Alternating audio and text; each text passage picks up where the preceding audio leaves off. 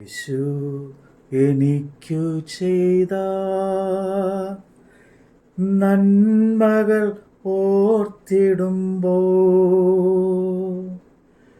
നന്ദി കൊണ്ടൻ മനം പാടിടുമേ സ്തോത്രഗാനത്തിൻ പല്ലവികൾ. യേശുവേ എൻ ദൈവമേ, നീ എന്നും മതിയായവൻ. യേശുവേ എൻ ദൈവമേ, നീ എന്നും മതിയായവൻ. നിന്ദാനം ഞാൻ അനുഭവിച്ചു, നിൻ സ്നേഹം ഞാൻ രുചിച്ചറിഞ്ഞു.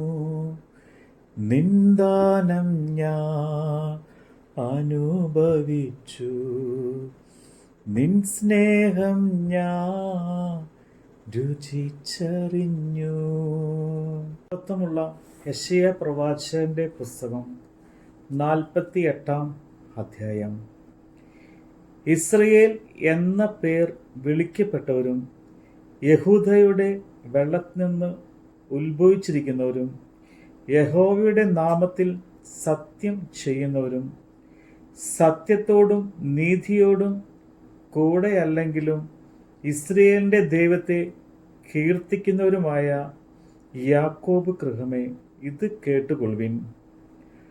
അവർ തങ്ങളെ തന്നെ വിശുദ്ധ നഗരം എന്ന് വിളിച്ചു. ഇസ്രയേലിൻ്റെ ദൈവത്തിൽ ആശ്രയിക്കുന്നുവല്ലോ. അവൻ്റെ നാമം സൈന്യങ്ങളുടെ യഹോവ എന്നാകുന്നു. പൂർവകാര്യങ്ങളെ ഞാൻ പണ്ട് തന്നെ പ്രസ്താവിച്ചു. അവ എൻ്റെ വായിൽ നിന്ന് പുറപ്പെട്ടു. ഞാൻ അവയെ കേൾപ്പിച്ചു. പെട്ടെന്ന് ഞാൻ പ്രവർത്തിച്ചു. അവ സംഭവിച്ചുമിരിക്കുന്നു.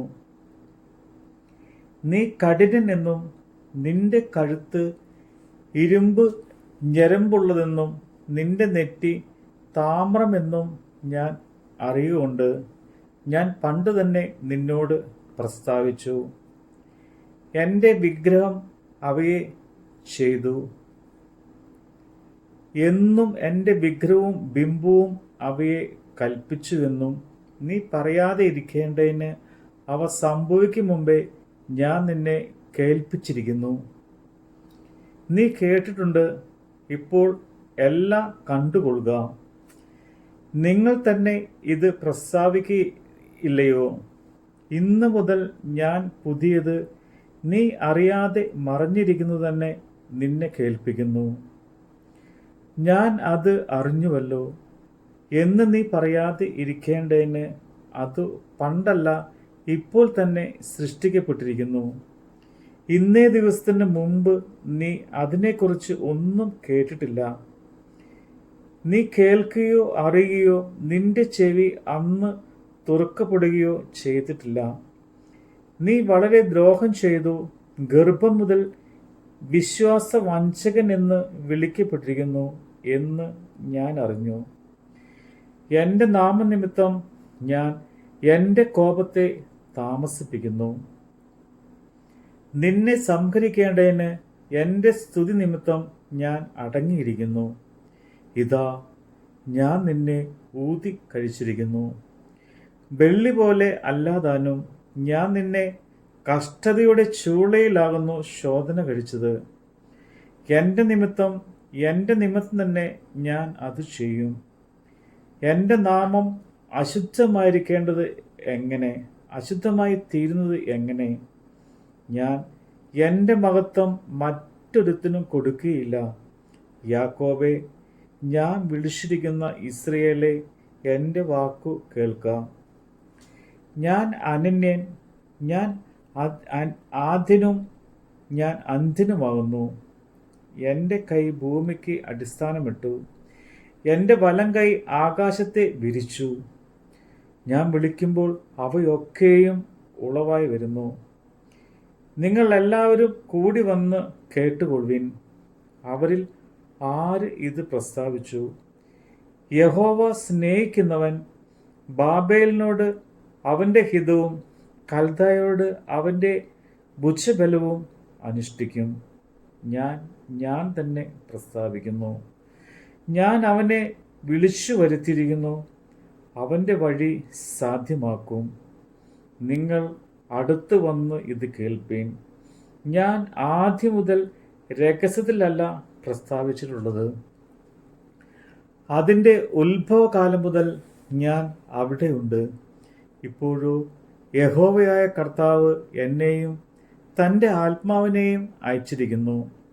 ഇസ്രയേലിൻ്റെ പരിശുദ്ധനും നിന്റെ വീണ്ടെടുപ്പുകാരനുമായ യഹോവ ഇപ്രകാരം അരുളി ചെയ്യുന്നു: ശുഭകരമായി പ്രവർത്തിപ്പാൻ നിന്നെ അഭ്യസിപ്പിക്കുകയും നീ പോകേണ്ടുന്ന വഴിയിൽ നിന്നെ നടത്തുകയും ചെയ്യുന്ന നിന്റെ ദൈവമായ യഹോവ ഞാൻ തന്നെ. അയ്യോ, നീ എൻ്റെ കൽപ്പനകളെ കേട്ടനുസരിച്ചെങ്കിൽ കൊള്ളാമായിരുന്നു. എന്നാൽ നിന്റെ സമാധാനം നദി പോലെ, നിന്റെ നീതി സമുദ്രത്തിലെ തിര പോലെയും ആകുമായിരുന്നു. നിന്റെ സന്തതി മണൽ പോലെയും നിന്റെ ഗർഭഫലം മണത്തരി പോലെയും ആകുമായിരുന്നു. നിന്റെ പേർ എൻ്റെ മുമ്പിൽ നിന്ന് ഛേദിക്കപ്പെടുകയോ നശിച്ചു പോവുകയോ ചെയ്യുകയില്ലായിരുന്നു. ബാബേൽ നിന്ന് പുറപ്പെടുവിൻ, ഉല്ലാസഘോഷത്തോടെ കൽദാരെ വിട്ട് ഓടിപ്പോകുവിൻ. ഇത് പ്രസ്താവിച്ച് കേൾപ്പിപ്പിൻ. ഭൂമിയുടെ അറ്റത്തോളം ഇത് പ്രസിദ്ധമാക്കുവിൻ. യഹോവ തൻ്റെ ദാസനായ യാക്കോബിനെ വീണ്ടെടുത്തിരിക്കുന്നു എന്ന് പറയുവിൻ. അവൻ അവരെ ശൂന്യപ്രദേശങ്ങളിൽ കൂടി നടത്തിയപ്പോൾ അവർക്ക് ദാഹിച്ചില്ല. അവൻ അവർക്കു വേണ്ടി പാറയിൽ നിന്ന് വെള്ളം ഒഴുക്കുമാറാക്കി. അവൻ പാറ പിളർന്നപ്പോൾ വെള്ളം ചാടി പുറപ്പെട്ടു. ദുഷ്ടന്മാർക്ക് സമാധാനമില്ല എന്ന് യഹോവ അരുളി ചെയ്യുന്നു. നമ്മുടെ കർത്താവിൻ്റെ വചനമാണ് നമ്മൾ കേട്ടത്.